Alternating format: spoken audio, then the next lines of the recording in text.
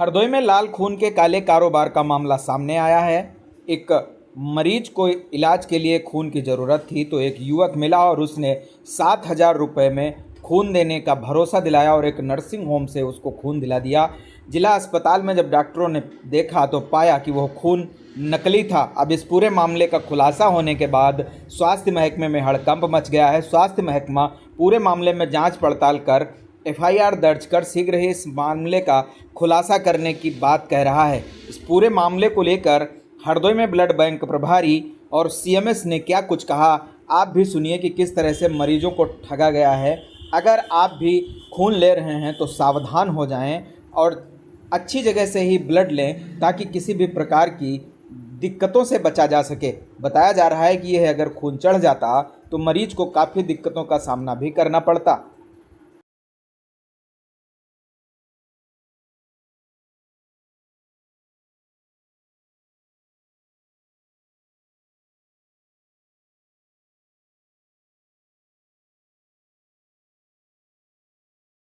ये मामला सुबह संज्ञान में आया जब वो अटेंडेंट एक यूनिट यहाँ पे स्टोर करने के लिए आया। यहाँ भेजा गया कि आप वहाँ रखवा दो, जब ज़रूरत होगी तब उसको हम दे देंगे पेशेंट को।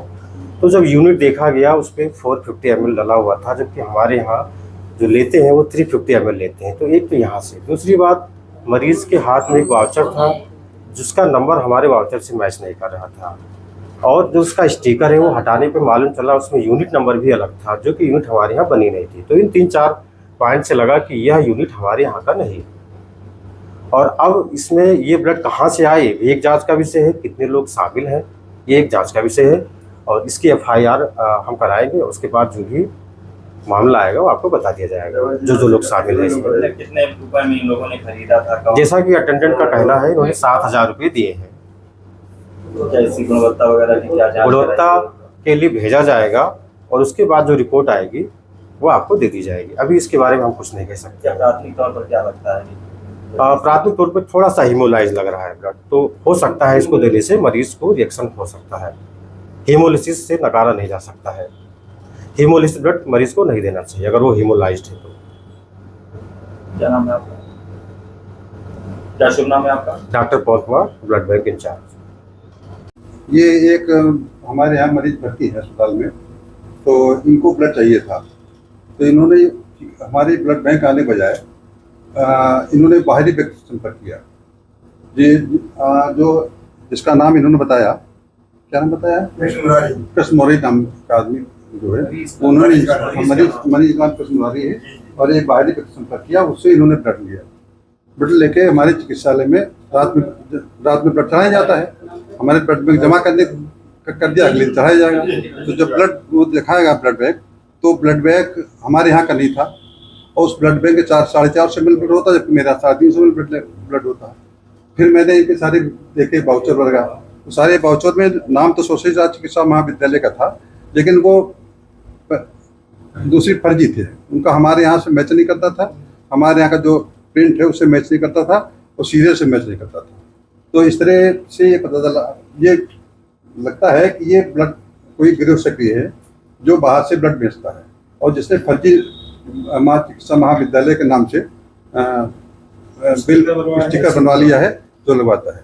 स्टिकर से मैंने मैच कराया तो स्टिकर मैच नहीं करते, सीरियल नंबर मैच नहीं कर रहा था, और ब्लड बैग भी मैच नहीं कर रहा था।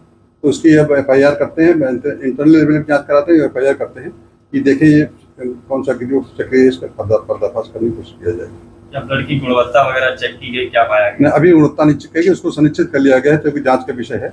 जांच होने के बाद ही जो उसको गुणवत्ता जांच की जाएगी उसकी। मेरे रिश्तेदार सरकारी अस्पताल में एडमिट है, कृष्ण मुरारी मिश्रा।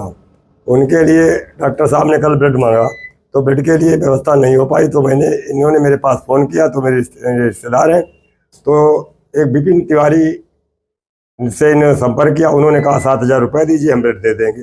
उन्होंने यहाँ हम लोग आए, उन्होंने ले जाकर कटिया नर्सिंग होम में हमसे 7,000 रुपया लिया और शिवा नाम के लड़के से ब्लड दिलाया। उसने हमको यहाँ आकर के 10 बजे रात में ब्लड दिया और वो यहाँ से चला गया। उस ब्लड को यहाँ डॉक्टरों से कहा, डॉक्टर लोगों ने नहीं चढ़ाया, कई रात में नहीं चढ़ाएंगे, कई ब्लड बैंक में जमा करिए। हमने लाकर ब्लड बैंक में जमा कर दिया।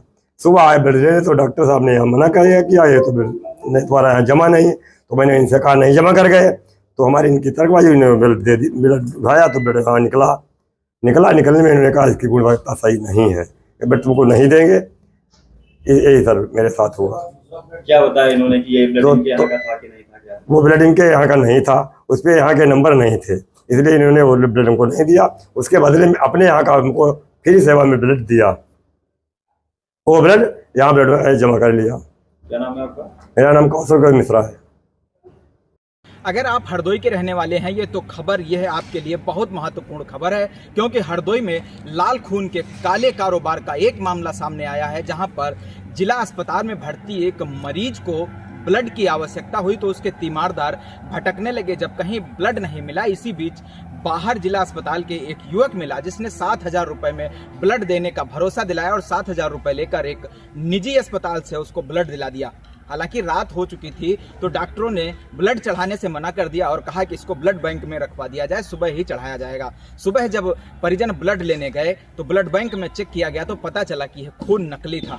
इस पूरे मामले का जैसे ही खुलासा हुआ उसके बाद हड़कंप मच गया। हालांकि जो मरीज है उसको ब्लड बैंक से ब्लड दिया गया जिसके बाद वो चढ़ाया जा सका, लेकिन अब इस पूरे मामले की जांच पड़ताल की जा रही है कि यह ब्लड कहां से आया है, किसने बेचा है और किस तरह से इस पूरे मामले का खेल खेला जा रहा है। दरअसल इस पूरे मामले के खुलासे होने के बाद स्वास्थ्य विभाग में भी खलबली मच गई है कि जिस तरह से यहाँ पर यह ब्लड दिया गया है नकली माना जा रहा है, और अगर इस तरह से लगातार खेल हो रहा है तो आखिर कौन सा गैंग है जो इस खेल को खेल रहा है। अब इस पूरे मामले की जांच पड़ताल की जा रही है। सीएमएस का कहना है कि इस मामले में FIR दर्ज कराई जाएगी, सारे खेल का पूरा खुलासा किया जाएगा, जो भी दोषी होगा उसके विरुद्ध विधिक कार्रवाई की जाएगी। हरदोई से वीडियो जर्नलिस्ट मोहित के साथ मनोज तिवारी।